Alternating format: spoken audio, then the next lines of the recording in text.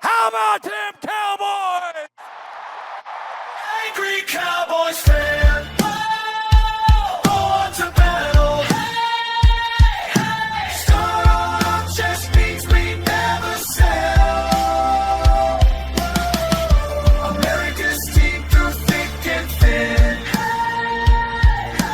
When the star shines bright, that's when we win. Angry Cowboys Fan.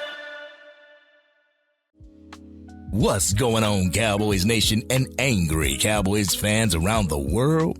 Y'all know who it is. It's your man, the Angry Cowboys Fan. And all the talking heads around the NFL landscape are talking about our Dallas Cowboys. Will the Dallas Cowboys make it to the playoffs? What's the percentages of the Dallas Cowboys making it to the playoffs if they run the table? Will CeeDee Lamb be okay to play against the Minnesota Vikings in the home game? Well, the conversation on the arena is about the Dallas Cowboys wide receiver 1A in George Pickens. During the game against the Detroit Lions, there were some routes that George Pickens ran that had talking heads scratching their heads a little bit about his effort during the game. On the arena, you had the on again and off again Dallas Cowboys fan in Skip Bayless and Aqib Talib discussing George Pickens' effort and if the Dallas Cowboys should consider him a top wide receiver and paying him top wide receiver money come this offseason. So we're going to take a listen to the two clips that I got for y'all, and y'all know what we're going to do. We're going to come back and unpack this raw and uncut. So, Angry Cowboys fans, let's go ahead and take a listen to the first clip from the crew of the arena. I'm going to read what my friend Richard Sherman said on Amazon Prime right after the game. I'm trying to get some ratings over there, man. They ain't doing enough. I know Richard really well, and I don't think he cares about ratings. I think he cares about what he saw with his own two eyes. So Richard said that it looked to him like George Pickens was uninterested in playing football. That's what you can't have. If you're going to be the best receiver in the NFL, you can't be disengaged, said Richard Sherman. It doesn't matter if the game's going your way or not going your way. You have to be engaged. And then Richard on whether they should pay him because they would have to make him the highest paid receiver in football because that's what he's going to demand. So just for the record, the way he's valued right now would be he would be worth $32 million. The tag, if you put the franchise tag on him, would be $27 or $28 million for the highest paid receiver. All right. So then Richard said, for the Cowboys, you got to look at this tape and say, hey, is this the guy we can trust paying $40 million to show up regardless of circumstance? And Richard's conclusion was, I don't know. Man, Cowboys Nation, all I can say is, my, how the mighty have fallen. How the mighty have fallen, Skip. So Richard Sherman is your close friend now, huh, Skip? I mean, y'all did work in the Collapsing Show, which is undisputed together, but I don't know if I could call y'all best friends or anything like that. But anyhow, a part of me can't believe that you're up on that set wearing a Dallas Cowboys jersey like you're a fan of the Dallas Cowboys. Everyone who's watched you over the years knows that you're only a fan of a team that's getting recognition, that's in the headlines. You're a fan of a team who is in the limelight or that has a game-changing player, you know, like the Los Angeles Lakers or Dallas Cowboys, and I've seen you rock a Jalen Hurts jersey as well. But when it comes down to the come-down, Skip Bayless, and the team struggling, you are nowhere to be found. You put other people's jerseys on, Skip Bayless. So does that make you a true Dallas Cowboys fan? I mean, real talk, I wish you would go be an Eagles fan. Hey, Eagles Nation, you can have him. But jumping into the second clip, Skip injects furthermore his opinion on George Pickens. So let's go ahead and take a listen to that so we can come back and talk about it. Go ahead, roll that clip. Well, the reason I'm not so sure is because I already brought it up several times on this show. He has been again and again late to meetings. And it's not the end of the world. He missed the team bus going to the Las Vegas Monday night game. He got fined and benched for that. But he's just... Still balled out that day. He did. But he's been notoriously late. So Aqib said, well, you need to put something in the new contract that will penalize him if he continues to be habitually late to meetings. Well, to me, I'm all for putting, or as they say, slapping the tag on him, but given his nature, given the fact that Mike Tomlin, of all coaches, said, I have seen enough of him, he's more trouble than he's worth, he's never going to grow up, we're going to give him away. They gave him to Dallas for a third-round pick, which I thought was the steal of the century until he started behaving the way he often behaved in Pittsburgh. So to me, if you put the tag on him, is he going to balk at that? Is he going to pout? Is he going to sulk? Is he going to go into his shell? I don't know. So here we go again with another player I don't trust.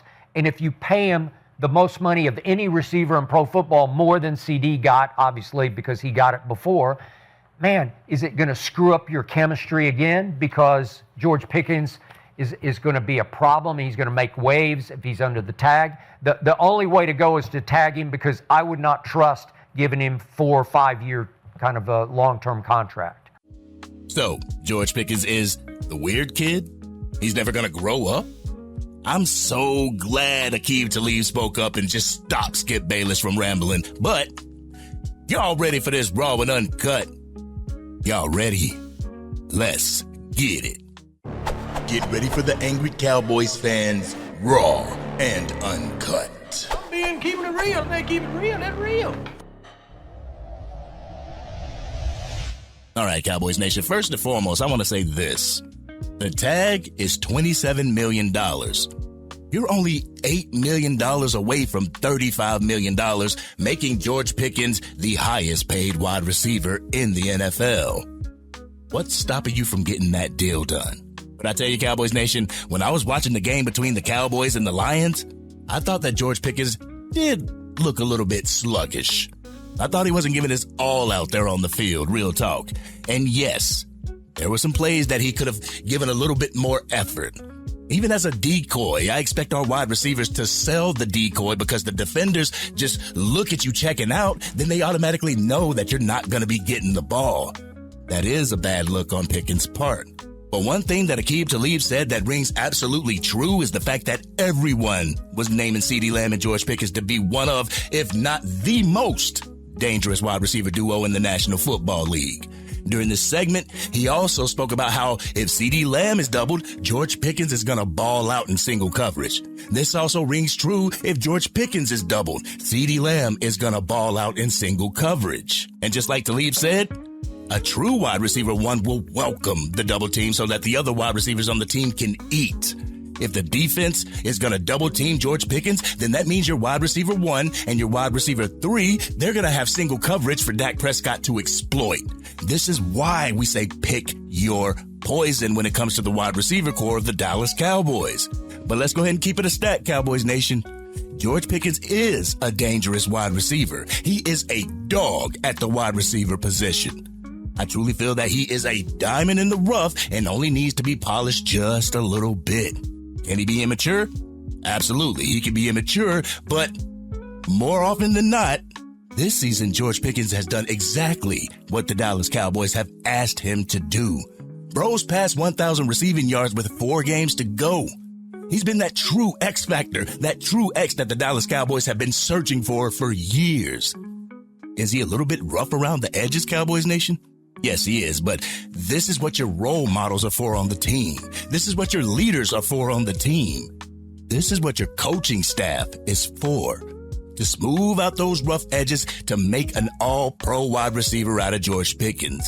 But one thing that I can't stand is how people will see numerous accounts of somebody doing great, but they'll only take that one instance of them doing bad. They'll run with it as if the player does it every single day. I mean, it wasn't even 2 weeks ago where everybody was praising George Pickens and how he made the Philadelphia Eagles secondary look like little children out there. It wasn't a week ago where Cowboys Nation was begging Jerry Jones to get the deal done with George Pickens. He has one bad showing and some fans want to refer to him as Pittsburgh Pickens. Playing the wide receiver position during my time in semi-pro, I understand what it's like going out on that field and being a decoy to other receivers. The defense sees a 6'4", 245-pound receiver.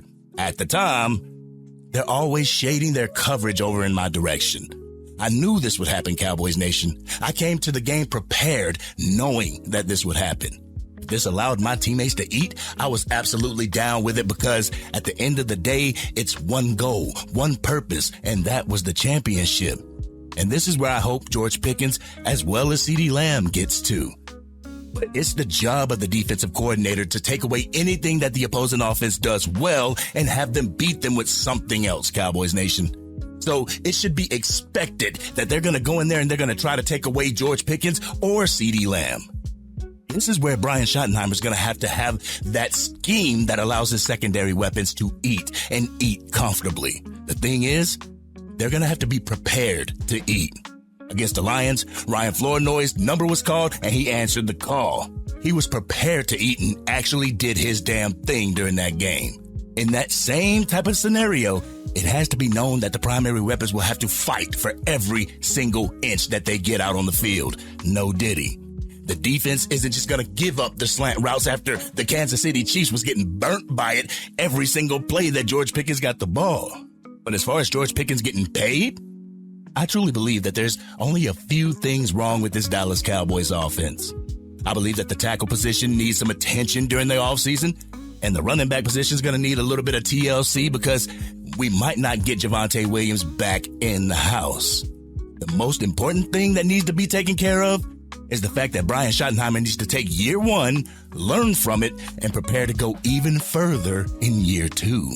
Like I said before, I believe in the 4-year plan for our Dallas Cowboys. The first year Brian Schottenheimer's tenure as the head coach was better than the previous year under Mike McCarthy. The offense showed elite play during this year, but what has to be worked on is the consistency part. The ability to stack wins on top of wins and the ability to stack wins against top-rated teams and not just tomato cans. Sure, we can go in there and beat the brakes off of a Las Vegas Raiders team, a regressing Kansas City Chiefs team, and a team that is one of the worst-looking 8-4 teams in the NFL.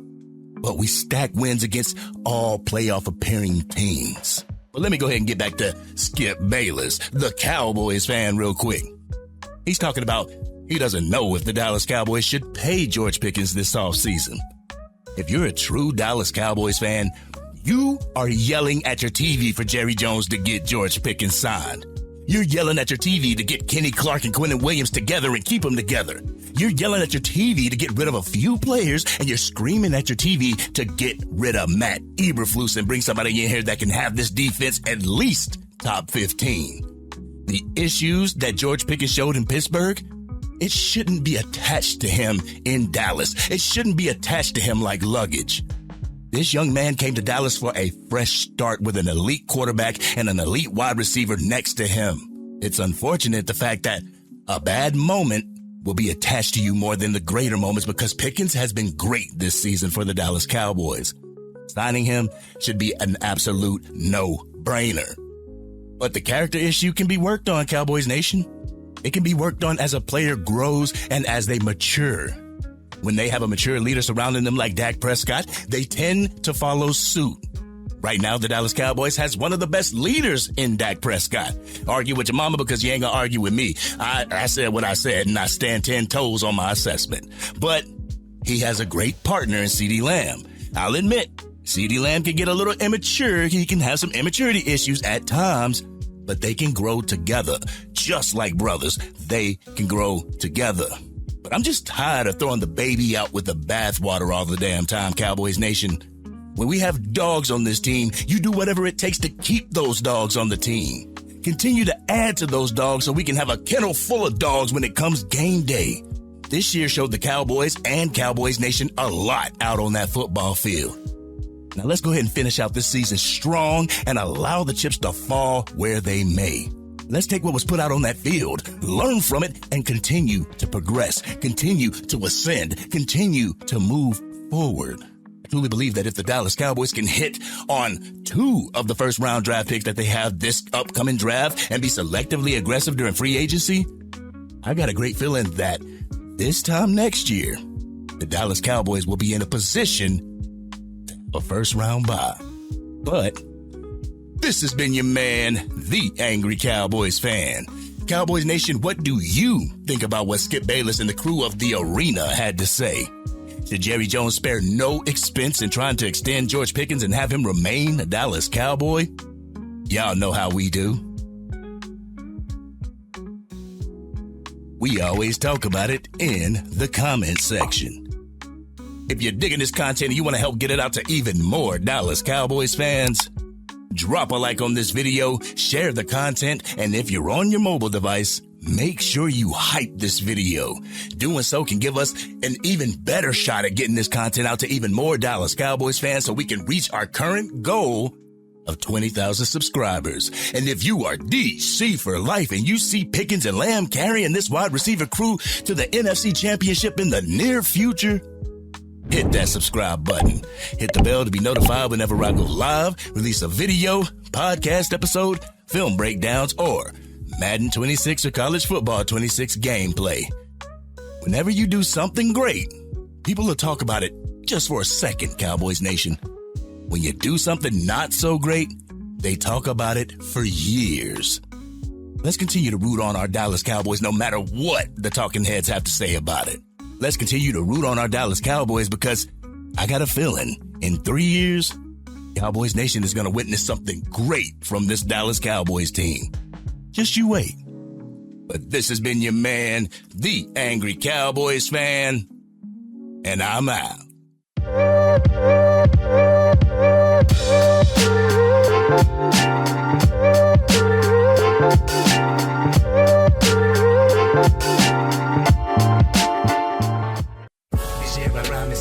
Dang, Angry Cowboys fan, you done made it through the entire video.